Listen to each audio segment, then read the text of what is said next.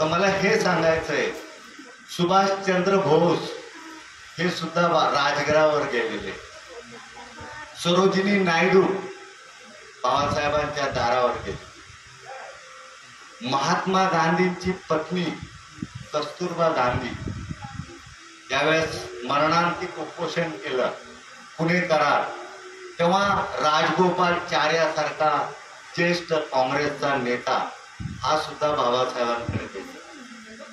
तर आणखी एक दिग्गज श्यामाप्रसाद मुखर्जी, मदन मोहन मालविया असे दिग्गज लोक होते. आणि मदन मोहन मालविया जरी तो कट्टर हिंदुत्ववादी होता, हिंदू महासभेचा तो सदस्य होता, घटना समितीमध्ये कॉन्स्टिट्युएंट असेंब्लीचा तो सदस्य होता, तरी सुद्धा तो बाबासाहेबांचा चांगला मित्र पण होता, म्हणजे रिस्पेक्ट करायचा. आणि बऱ्याचदा बाबासाहेबांना त्याने आव्हान केलं की तुमची अख्खी लायब्ररी मी विकत घ्यायला तयार.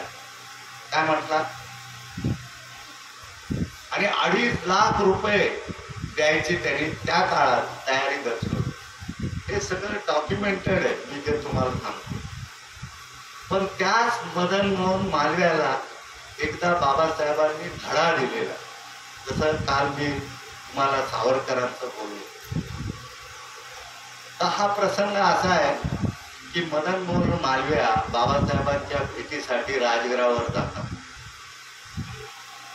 आणि बाबासाहेब त्यांच्या ऑफिसमध्ये अभ्यास करत असतात. त्यांचे अटेंडंट ज्याला आपण म्हणतो, नानकचंद्र तूर असे बरेचसे लोक होते. तर त्यांना मदन मोहन मालविया चिठ्ठी देतात, जसं व्हिजिटिंग कार्ड देतो ना आपण,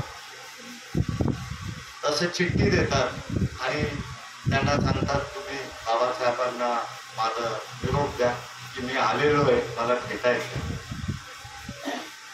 तर आता एवढा मोठा माणूस आला म्हणून ते बाबासाहेबांना जाऊन ती चिठ्ठी देतात. बाबासाहेब त्या चिठ्ठीकडे बघतात, ठेवतात, जातात.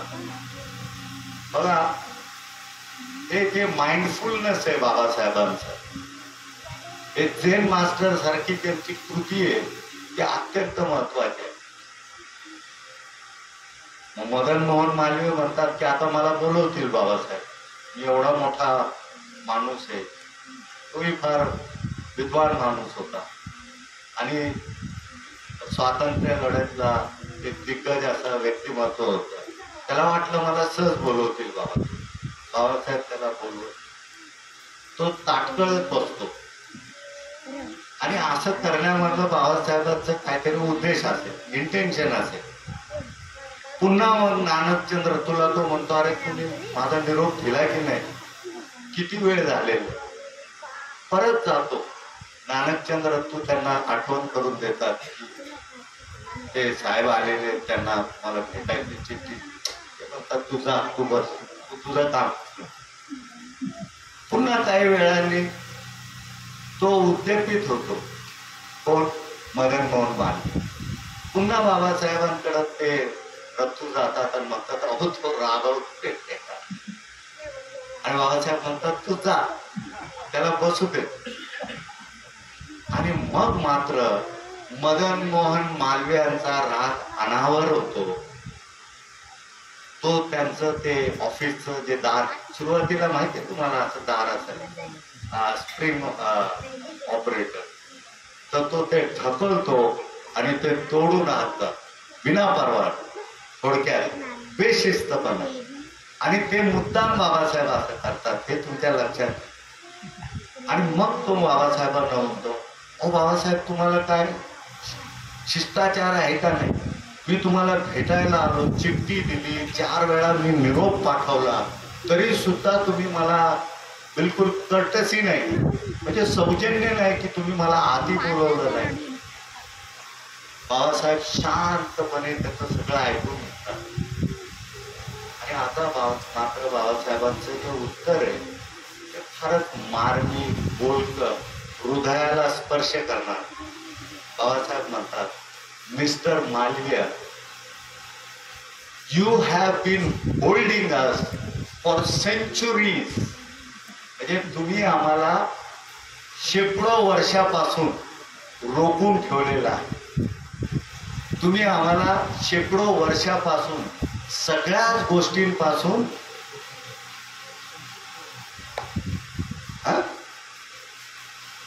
मग आता तुम्हाला मी 15 मिनिटं केवळ रोखलं तर तुमचा राग अनावर झाला.